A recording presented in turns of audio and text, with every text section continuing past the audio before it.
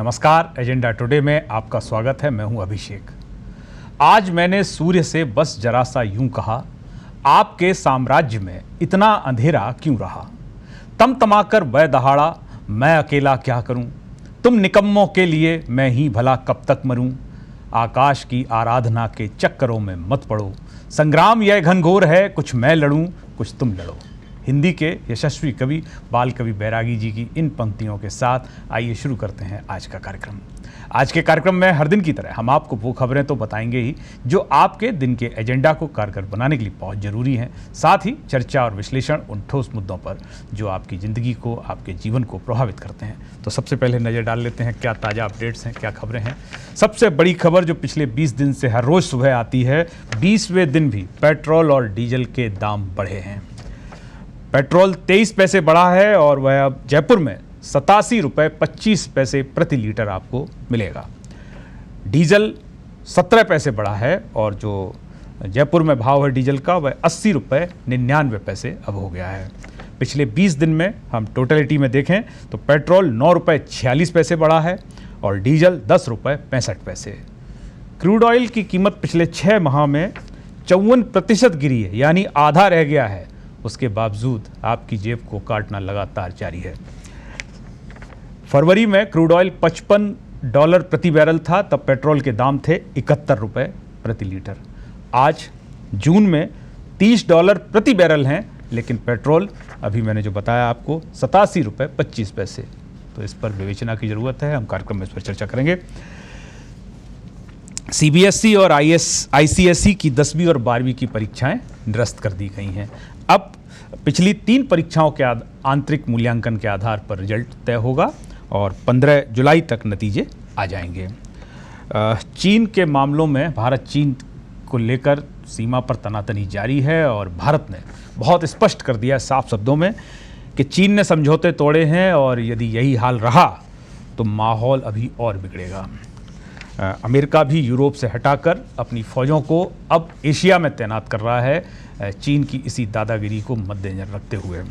साथ ही 27 ज़िलों में, राजस्थान के 27 ज़िलों में मानसून ने दस्तक दे दी है और 6 ज़िलों में आज पधारेगा और हम कह सकते हैं कि मानसून इस बार अपनी बहुत अच्छी चाल से राजस्थान में आ गया है। कोरोना की दवा को लेकर बाबा रामदेव ने जो दवा ईजाद की है, उनका कहना है उसको लेकर विवाद है। तो कल निम्स के चेयरमैन ने दावा किया कि जो दवा का ट्रायल था वह सभी नियम और प्रोटोकॉल के तहत ही किया। उन्होंने कहा केंद्र और राज्य सरकार को हमने जानकारी देकर ही किया। हालांकि राज्य सरकार के स्वास्थ्य मंत्री ने साफ कहा है कि कोई जानकारी नहीं थी। बहरहाल इन सब खबरों पर चर्चा और विश्लेषण के लिए स्टूडियो में हमारे साथ मौजूद हैं वरिष्ठ पत्रकार एवं विश्लेषक दौलत सिंह जी चौहान। दौलत जी, आपका बहुत बहुत स्वागत, अभिनंदन। शुरुआत हम इसी से करते हैं। पेट्रोल तो मतलब जीने की कोई सूरत नज़र आती है आपको? कोरोना एक तरफ बहुत मुश्किल है। एक तरफ तो लोगों की इनकम घट गई है ही नहीं कोरोना की वजह से, कुछ लोगों की बिल्कुल ख़त्म हो गई, कुछ की कम हो गई। और दूसरी तरफ ये आए दिन मतलब करीब 15-20 दिन हो गए, अब तो 20 दिन लगातार 20 दिन में 10 रुपये से ऊपर पेट्रोल डीजल के भाव बढ़ गए। और सबसे बड़ी बात जो इसमें दौरान हुई है वो ये हुई है, डीजल ने पेट्रोल को पीछे छोड़ दिया। कुछ राज्यों में ज़रूर अभी डीजल पेट्रोल से पीछे है, लेकिन ओवरऑल ये आ गया है कि डीजल जो है पेट्रोल से ज़्यादा महंगा हो गया। और इसमें विडम्बना ये है, डीजल की अभी सबसे ज़्यादा ज़रूरत, क्योंकि मानसून आ गया, किसान को रहेगी फसल के लिए, और उसके पास ये जो डीजल जब वो खरीदने जाएगा तो उस जुलाई के महीने में धान की रोपाई होती है और जितने भी पंप सेट हैं वो डीजल से चलते हैं। आप समझिए, अब एक और यह दावा कि हम किसान की इनकम जो है वह दुगनी करने के लिए और पता नहीं क्या क्या वादे और भाषण और प्रवचन सब होते हैं, लेकिन दूसरी तरफ आप देख लीजिए आपके सामने है। और आमजन को तो आप किनारे रख दीजिए, उसके पास ना रोज़गार है, ना पैसा है, ना कुछ है, तो उसकी तो कोई चिंता इस समय कर नहीं रहा है। लेकिन देश का कृषक, जिसके आधार पर ही आपकी इकोनॉमी, जब आप कह रहे हैं कि ग्रामीण अर्थव्यवस्था से ही आपकी इकोनॉमी अब एक तरीके से अपने पिछले उस पर आ पाई, तब ऐसी स्थिति में कि फरवरी में जब $55 प्रति बैरल था क्रूड ऑयल, तब दाम 71 रुपये थे पेट्रोल के और उसी अनुपात में डीजल के थे। अब जब $30 प्रति बैरल है, तब आप 87-80 रुपये से ऊपर जयपुर में डीजल है और 87 रुपये से ऊपर पेट्रोल है। तो ये गणित किसी की समझ में आ रहा है क्या? नहीं, गणित समझ में नहीं आ रहा है। और दूसरी बात ये है कि सरकार की तरफ से, तेल कंपनियों की तरफ से कोई समझा भी नहीं रहा कि ये क्या है और क्यों हो रहा है, किस वजह से हो रहा है। ये बड़े दुख की बात है, क्योंकि हो सकता है कोई कारण हो इसका, तो जनता को बताया तो जाए। इस तरह से आए दिन मतलब 50 पैसे, 60 पैसे, कभी कुछ पैसे आप लगातार 20 दिन से बढ़ा रहे हैं और धीरे धीरे करके 10 रुपये महंगा हो गया। तो अब ये मध्यम वर्ग का तो मतलब आप ये समझ लिए किसान के बाद में सबसे ज़्यादा इससे जो पीड़ित परेशान होगा या जिसकी हालत ख़राब होगी वो मध्यम वर्ग है, क्योंकि उसके पास इतना पैसा नहीं, उसका तो बजट गड़बड़ा का जाएगा। वो बड़ी मुश्किल से तो घर का खर्च चला रहा है। तमाम बिलों ने, बिजली के बिल, EMI, स्कूल फीस, उसका बजट नाम की उसके पास अब कोई चीज़ नहीं। और सबसे बड़ी बात यह है अभिषेक जी कि इन सभी चीज़ों में सरकार ने दावा ये किया था कि हम सभी लोगों को राहत दे रहे हैं, बिजली के बिल में भी राहत दे देंगे, EMI में भी राहत दे देंगे, लेकिन एक्चुअल में हुआ सब उसका उल्टा। जो लोगों को राहत मिलनी चाहिए थी वो मिली नहीं, और कहीं ना कहीं उल्टा उनके ऊपर बोझ बढ़ गया है। राहत ये मिली है कि जो बिल 2-2.5 हज़ार के आते थे वो 7,000 से 9,000 के बीच में बिजली के आए हैं। और आम आदमी समझ ही नहीं पा रहा है कि अब ये जो इस तरह से हुआ, कई जगह कह रहे हैं गलत आ गए बिल, तो और अब उनको सुधरवाने के लिए भीड़ पड़ रही है। एक तरफ सरकार कह रही है सोशल डिस्टेंसिंग रखिए, दूसरी तरफ इस तरह के मामले अधिकारियों की लापरवाही से हो रहे हैं, और सरकार में बैठे हुए मंत्री जो है अधिकारियों के खिलाफ भी कोई कार्रवाई नहीं कर रहे। लॉकडाउन के जो प्रभाव थे, लॉकडाउन के प्रभाव वो तो सरकार से छुपे हैं नहीं, क्योंकि भुगता तो जनता ने है, लेकिन सरकार को सब पता है। जो माल ढुलाई थी उसके कारण खुदरा खाद्य कीमतों की महंगाई दर मई में 9.28% पहुंच गई थी।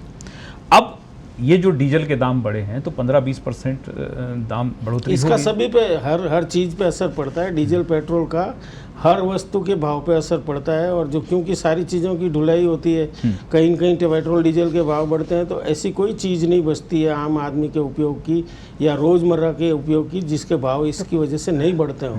इसका मतलब ये हुआ कि हर एक आदमी को ज़्यादा पैसा जेब में से निकालना पड़ेगा उसी चीज़ के लिए जो पहले सस्ती खरीदता रहा था, और पैसा उसके पास, आवक तो कम हो गई और इधर से जावक बढ़ गई है, तो कैसे काम चलेगा? बहुत मुश्किल है। अब आप देखिए कि मॉल्स में वैकल्पिक ईंधन के तौर पर जनरेटर, छोटे छोटे डीजल का उपयोग होता है ना।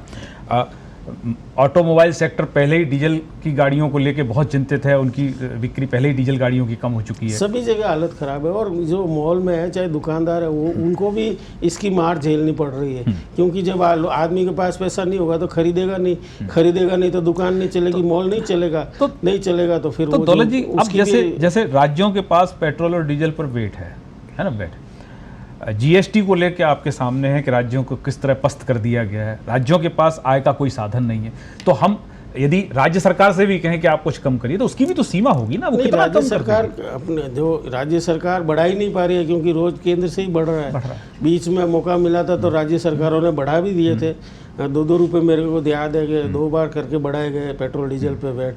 लेकिन सवाल ये है इसके बावजूद पूरा तो पड़ नहीं रहा, सरकार के पास भी पैसा कम होता जा रहा है। अब सवाल ये है कि सरकार दूसरे सड़कों पे चालान कट रहे हैं, खूब जम करके आए लोगों को परेशान कर रहे हैं, तो वो सारी चीज़ें सरकार अपनी इनकम बढ़ाने के लिए कुछ ना कुछ करती है और उससे आम जनता परेशान होती है। तो अब सवाल ये खड़ा हो गया है कि क्या लोकतंत्र इस देश में इसलिए लाया गया था कि लोकतंत्र की मालिक जनता को ही मतलब इस तरह से त्रस्त कर दिया जाए? जी, देश लॉकडाउन, कोरोना अथाह संकट में है। बार बार मांग उठ रही है कि संसद का सत्र क्यों नहीं बुलाया जा रहा है, जब हर चीज़ खुल चुकी है, हर चीज़, आपका हवाई जहाज, आपकी ट्रेन, आपका सब चीज़, तो फिर संसद का सत्र क्यों नहीं बुलाया जा रहा है? ये सारी बहस वहाँ होनी चाहिए, वहाँ जवाब मांगा जाएगा ना। सवाल यही है, अभी जो लोग उस बाहर से जवाब मांग रहे हैं, संसद नहीं चल रही है, तो उनके ऊपर भी सवाल खड़े किए जा रहे हैं कि ये तो देशद्रोही है, ये तो सरकार पे नहीं सेना पे सवाल उठा रहे, किसी भी सवाल पे बात करेंगे तो उसको देश विरोधी घोषित कर दिया जाता है। तो संसद का काहे को बुला? संसद में तो और खुल के बात होगी, जनता के सामने बात होगी कि मतलब सरकार से तीखे सवाल किए जाएंगे, और सरकार के पास मुझे लगता है अभी किसी सवाल का कोई जवाब नहीं है, तो इसलिए वो इस तरह की संसद बुलाने से भी दौलत जी, देखिए, चाइना को लेके मामला सुलझा नहीं है अभी।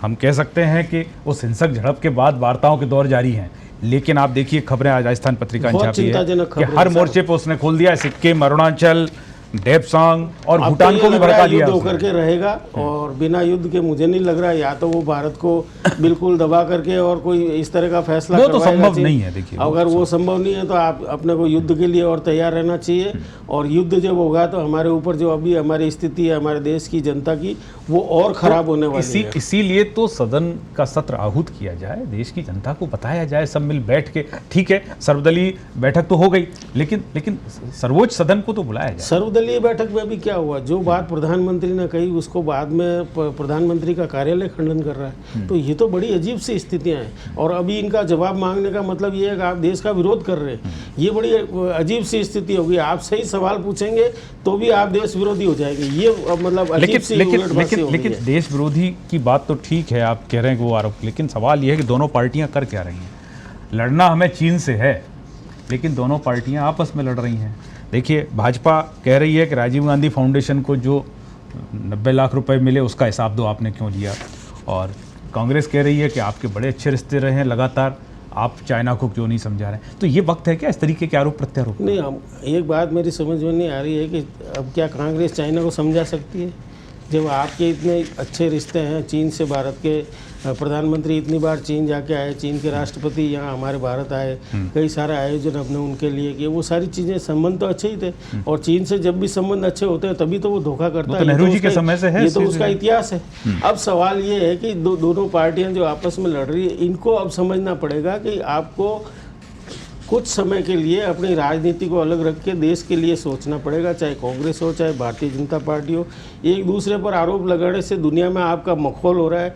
चाइना आपके नेताओं के बयान जो है वायरल कर रहा है, तो वो स्थितियां तो बड़ी खराब होगी हमारे लिए। इन पार्टियों के बड़े नेता कहाँ मान रहे हैं? राहुल जी रोज ना कोई एक बयान ऐसा दे देते हैं। अब भाजपा हमलावर हो गई, तो स्वाभाविक सी बात है, जब कोई किसी पे आरोप लगाएगा तो वो दो आरोप खोद के लाएंगे। आप इस तरह से लेके आए हो, जिस समय समझौता हुआ तो उस समय आप सो रहे थे क्या?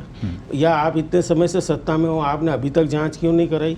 अब आप जब भारत और चीन के बीच में तनाव है, जब आप कांग्रेस पार्टी से जवाब मांग रहे हैं और इधर कांग्रेस पार्टी आपसे जवाब मांग रही है, ये क्या अच्छी स्थिति है क्या? ये सवाल जवाब तो इनकी आपसी लड़ाई में आ रहे हैं ना। हो सकता है आने वाले दिनों में कुछ और सवाल आए जिनका मतलब अपन को सुनने में भी बड़ा है। ये देश का दुर्भाग्य है अभिषेक जी का। अभी जो हालात है देश की राजनीति के, वो देश के लिए अच्छे नहीं है। देश को इसका नुकसान होने वाला है पक्का, फायदा कुछ भी नहीं होगा। और जो कुछ भी अभी तक हुआ है उसमें भी नुकसान ही झेला आम जनता ने। जो गरीब है वो ही जानता है, जिनके पास पैसे हैं वो अलग तरह की बात कर सकते हैं, उनके दिमाग में अलग, क्योंकि उनको अभी खाने का वांदा नहीं हुआ है। अब हो क्या रहा है कि जो असली समस्या है उस पर किसी का ध्यान नहीं है। एक तरफ चल रहा है कि चाइना के माल का बहिष्कार करो, ठीक है, होना ही चाहिए, हम आत्मनिर्भर बने। लेकिन जिन व्यापारियों की खेप अटकी हुई, जिन्होंने पैसे का भुगतान कर दिया है, इधर भारत का कस्टम विभाग जो माल आ रहा है उसको रोक रहा है, उसके बदले में चीन का कस्टम विभाग तो व्यापारी तो परेशान हो गया चारों तरफ से। आए दिन स्थितियां बिगड़ रही है। भारत और चीन के बीच में माहौल बिल्कुल ख़राब होता जा रहा है, न केवल बॉर्डर पे, बल्कि ये जो अब खबरें आई है कि एक दूसरे के निर्यात और आयात पर भी अंकुश लगने लगा, ये चिंताजनक है। और कोई एक स्पष्ट नीति आप लीजिए। भारत पर इसका ज़्यादा बुरा असर पड़ने वाला है, ये भारत सरकार को समझना चाहिए और सोच समझ के और समझदारीपूर्ण निर्णय लेने चाहिए, ताकि देश की जनता को और देश को कम से कम हालात बहुत खराब हैं। देखिए, हम उस लेवल पे नहीं कह रहे हैं कि चीन से कोई युद्ध होने तत्काल जा रहा है, लेकिन चीन जो है 5 भारतीय इलाकों में सैन्य घुसपैठ के कगार पे है वो, और वो लगातार आपको छेड़ रहा है। तो ऐसे में यदि भारत एकजुट होकर बात नहीं करेगा तो आपका दुश्मन फिर आपसे क्या डरेगा? नहीं, वो डर भी नहीं रहा है, और अभी भारत में एकजुट होने की कोई स्थितियां लग नहीं रही है। सबसे चिंताजनक बात यह है कि इतने खराब हालत होने के बावजूद, कोरोना होने के बावजूद, भारत चीन सीमा पर तनाव होने के बावजूद, नेपाल के आंख उठाने के बावजूद, पाकिस्तान की हरकतें बढ़ने के बावजूद, हमारे देश की राजनीतिक दल एक नहीं है, एक दूसरे को ही देखिए वो भूटान को भी भड़का रहा है। डोकलाम 2017 समझौते को निरस्त कराने के मूड में वो उस हार को भी नहीं भूला है कि डोकलाम ने, वो पूरी तरह से भारत को घेर करके और दबाव बनाने में लगा हुआ। और दुर्भाग्य ये है कि इतने गंभीर हालात में हमारे देश के राजनीतिक दल आपस में लड़ रहे हैं। इनका कोई अभी तक, इनको अगर इनको देश की चिंता है दोनों को, मैं तो दोनों की बराबर बात कर रहा हूँ, दोनों को देश की चिंता नहीं। अगर देश की चिंता है आपको, तो आप पहले सबसे पहले अपना ये जो वाक युद्ध है बंद करके और एक टेबल पे बैठ के और सामूहिक फैसला करके और जो भी जवाब देना है चीन को, उसकी तैयारी, क्योंकि लड़ाई किसी एक पार्टी की नहीं है, ये एक राष्ट्र की दूसरे राष्ट्र के साथ इस समय बहुत उलझी हुई स्थिति है। और ये पाकिस्तान नहीं है, हमको ये भी समझ लेना चाहिए। जिसको हमने मतलब बालाकोट करके और एक तरह से उसका मुंह बंद कर ये दिया तो देखिए था। दीवार ये पे लिखी वो इबारत है पाकिस्तान या कि चीन वो है। चाइना है, लेकिन ये भी सच है कि 62 वाला भारत नहीं है। लेकिन जब आप खड़े होंगे दुश्मन के सामने तो सबको मिलके एकजुट होकर तभी आप जो है ताकत के रूप में नजर आएंगे। बहरहाल अब थोड़ा हम राजस्थान में लाते हैं। राजस्थान की राजधानी जयपुर में रामगढ़ बांध, पत्रिका ने लगातार खबरें की उस रामगढ़ बांध को बचाने के लिए। हम कह सकते हैं कि हमारी सबसे बड़ी मुहिम यदि जयपुर के आसपास की खबरों की रही तो रामगढ़ बांध की रही है। इसके बावजूद अब फिर मानसून आ गया। आज राजस्थान पत्रिका के प्रधान संपादक गुलाब कोठारी जी का आलेख है। उन्होंने साफ लिखा कि मिली भगत की कुश्ती है, क्योंकि जिस तरीके से वहाँ एनीकट रोके गए, ज़मीनें काटी गईं, और किसी भी क्षेत्र में मतलब उस तरीके से हम देखें कि अफसर और राजनेताओं का जो गठजोड़ है वो सिर्फ इस रामगढ़ बांध को लेकर ही नहीं। उन्होंने साफ कहा है अपने लेख में कि राज्य के अंदर जो भ्रष्टाचार है वह उसकी एक बानगी भर है। और संदर्भ उन्होंने दिया कि कल सीएम गहलोत ने भी ये बात कही कि यदि यही हाल रहा तो भ्रष्टाचार को लेकर स्थितियां अनियंत्रित हो जाएंगी। तो दौलत जी, सबको सब कुछ मालूम है, उसके बावजूद एक बांध तो मर ही गया। उस बांध को जिंदा करने की तो कोई कोशिश नज़र आती नहीं। लेकिन जो बांध है उन्हें कह रहे हैं हो जाएगी, मुझे तो लगता हो चुकी है, अनियंत्रित हो चुकी है। भ्रष्टाचार पे किसी का नियंत्रण है नहीं। आए दिन हम खबरें पढ़ते हैं रिश्वत लेते हुए पकड़े गए, वो हुए, और जो पकड़े गए अधिकारी जो उनके खिलाफ कुछ कार्रवाई नहीं हुई, उनको अल्टीमेटली अभी कल ही खबर थी कि निलंबन से इतने अधिकारियों को बहाल किया जा रहा है। तो ये सारी चीज़ें हैं, ये जो पूरी लॉबी है आईएएस की, आरएस की, ये कभी किसी के खिलाफ कोई कार्रवाई होने नहीं देती है। 2 दिन पहले भरतपुर रेंज के मतलब वो सारी चीज़ें खुल के आने लगी। डीआईजी के घर से एक व्यक्ति उनके फ़ोन से थानेदार से पैसा मांग रहा है और बदले में कह रहा है कि आपको संरक्षण मिलेगा, आपको कोई परेशानी। और ये फोटो देखिए राजस्थान पत्रिका ने छापा डीआईजी के साथ में, और डीआईजी साहब कह रहे हैं कि हम तो उन्हें जानते ही नहीं, हमारे बेटे को वो जानता है। लेकिन सवाल ये कि किसकी क्या भूमिका, हम उस पर नहीं जा रहे हैं। ये पहला मामला नहीं है अभिषेक जी, ऐसे बहुत सारे मामले पहले भी सामने आ चुके हैं। और जब नई नई बात होती है तो उस पर सरकारें बयान जारी करती है, ऐसा करेंगे वैसा करेंगे, होता कुछ नहीं। हम बड़े बड़े खान माँ घूस कांड देख चुके हैं। अब जो कुछ भी हो रहा है उसमें लिपापोती कह सकते हैं। भ्रष्टाचार के खिलाफ यदि इस तरह की लुंज पुंज कार्रवाई हुई तो भ्रष्टाचार रुकने वाला है नहीं, और भ्रष्टाचार रुक जाएगा तो राजनीतिक दल भी खत्म हो जाएंगे। इनकी नींव ही भ्रष्टाचार पर पड़ी हुई है। कोई भी राजनीतिक दल राजनीतिक चंदे का हिसाब देने के लिए तैयार नहीं है, इंक्लूडिंग बीजेपी। इसका मतलब ये है कि भ्रष्टाचार की गंगोत्री ऊपर से ही जब दौलत जी, लेकिन हम राज्य की बात करें, यहाँ तो चर्चा तक डीजीपी कह चुके हैं कि 8 किस्म के माफिया हैं जिन पर नियंत्रण। बिल्कुल, और कौन से राज्य में नहीं है? राज्य कोई राजस्थान या उत्तर प्रदेश या किसी अभी हम राजस्थान अभी हम राजस्थान पे फोकस कर रहे हैं, क्योंकि राजस्थान के मुख्यमंत्री ने इस बात को कहा है कि हालात यदि यही रहे तो स्थितियां नियंत्रण के बाहर। और ये बहुत मतलब एक तरीके से उनकी चेतावनी है। और एसीबी को उन्होंने कहा है, कल उन्होंने ये भी कहा कि आप शिकायत का इंतजार क्यों करते हैं, आप आगे बढ़ के। भाई कोई व्यक्ति बिना इतनी बड़ी गाड़ी में घूम रहा है, उसका इतना बड़ा बंगला है, शिकायत करने की हिम्मत कितने लोग कर पाते हैं? 5% भी नहीं होते हैं। ज़्यादातर लोग तो किसी पसड़े में पड़ने ही नहीं चाहते, क्योंकि सिस्टम ही ऐसा है। शिकायत करता खुद ही परेशानी में पड़ जाता है। तो ऐसी परेशानी कौन उठाए? उनको पता है ऊपर से सब मिले हुए हैं। तो ये किसी से छुपी हुई चीज़ें तो है नहीं। अब ठीक है, आपकी वो एक जो हर बार आप एक दोहराते हैं ड्रामा, वो दोहराइए, हम पकड़ा गया, अब इनके खिलाफ ये कार्रवाई होगी, वो होगी, होता कुछ नहीं है। इवन आप चार्जशीट तक टाइम से फाइल नहीं कर पाते। एसीबी जो आरोप लगाती है आगे जाकर के सारे खारिज हो जाते हैं। तो वो उसका कारण क्या है? क्योंकि एक दूसरे को बचाया जाता है। वो अफसर प्रमोशन भी पाते हैं, रिटायरमेंट पे गाजे बाजे के साथ रिटायर होते हैं, और उसके बाद मुकदमा चलता रहता है। पुलिस रिश्वत लेते हुए पकड़े गए आदमी के पास इतनी संपत्ति, इतना धन होता है कि वो किसी को भी खरीद लेता है। तो उसके खिलाफ कैसे कार्रवाई होगी? तो दौलत जी, कोरोना के बाद कमर तो टूट चुकी है अर्थव्यवस्था की। राजस्थान भी उसी अर्थव्यवस्था का एक हिस्सा है। हम तमाम चीज़ें देखें, राजस्थान पत्रिका के पुराने अंक आप पढ़ लीजिए, हर मुद्दे पर चेताया गया। चाहे वर्षा जैसे आप सिर पर खड़ी है और अनाज के गोदाम, अनाज सड़ता है, 40-50 हज़ार टन सालाना अनाज सड़ता है। कोई योजना है सरकार के पास में?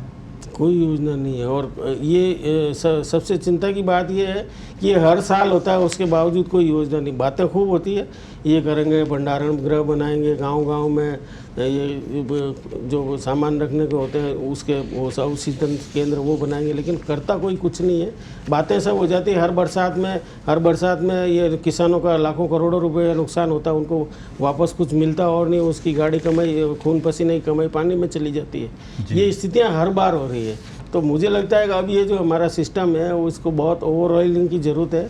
हालत बहुत ख़राब हो गई है और बिगड़ती जा रही है। दौलत जी, बात अब थोड़ी कोरोना की हो जाए। कोरोना की एक दवा ईजाद की बाबा रामदेव ने, बहुत प्रचार और ये सब, लेकिन थोड़ी देर 4-5 घंटे बाद उन पर गाज गिरी और फिर बयान आए कि आपने ट्रायल के लिए नियम प्रोटोकॉल का पालन किया कि नहीं किया।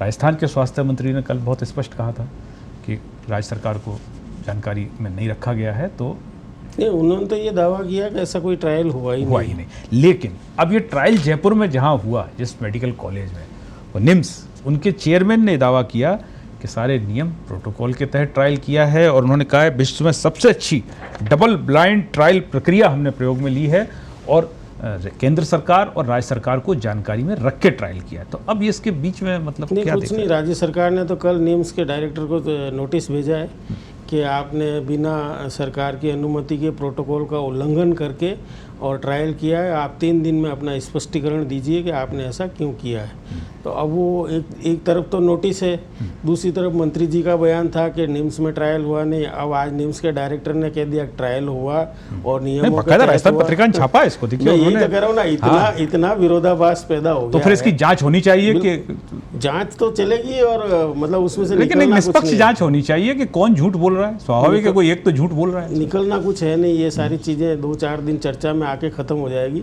लेकिन सवाल ये है कि जो कुछ हुआ है अगर अच्छा है तो फिर उसका विरोध क्यों, और ख़राब है तो वो हुआ क्यों? क्या इस तरह से कोई प्राइवेट हॉस्पिटल कर सकता है? आपको नहीं लगता, ये भी सवाल है। आपको नहीं लगता कि बाबा को एक तरफ रख दें, इस नियम प्रोटोकॉल, आयुर्वेद एक मतलब उस तरीके से आप आयुर्वेद को कटघरे में खड़ा कर देते हैं। सवाल ये एक प्रक्रिया क्यों नहीं अपनाएगी? जो बात वो आ रही है कि सरकार मतलब प्रेस कॉन्फ्रेंस होने के बाद, लॉन्च होने के बाद उस पर रोक लगा रही है। तो क्या सरकार को पता नहीं था क्या होने जा रहा है? क्या इस देश में ये स्थिति हो गई, कोई भी इस तरह से प्रेस कॉन्फ्रेंस करके और वो तो इतने बड़े लेवल पे और इतना बड़ा कारोबारी, और फिर छोटे मोटे कारोबारी नहीं है। इसका विज्ञापन मत करो, तो आप इतने देर कहाँ सो रहे थे? दौलत जी, उन्होंने तमाम मल्टीनेशनल कंपनियों को चित्त किया है, वो बड़े कारोबारी हैं। अब वो बाबा नहीं है, वो कारोबारी हैं, ऐसा आरोप लगता है उन पर। ये सरकार, पहले से सरकार को ये पता क्यों नहीं था, या जो भी बाबा रामदेव ने किया वो सरकार की जानकारी में क्यों नहीं था? सरकार के आयुष विभाग ने उन पर बाद में क्यों रोक लगाई? ये बड़ा सवाल है। क्या इस देश में इस तरह का काम कोई भी कर सकता है क्या? जी। तो वक्त बिल्कुल बीत चुका है। दौलत जी, आप स्टूडियो में आए, आपका बहुत बहुत आभार, धन्यवाद। तो आज के कार्यक्रम में इतना ही। चलते चलते आपको छोड़े जाते हैं कार्टून ऑफ द डे के साथ, लेकिन इसी निवेदन के साथ कि सावचेत रहिए, सुरक्षित रहिए। अभी कोरोना की चुनौती बरकरार है। कल फिर मुलाकात होगी। नमस्कार।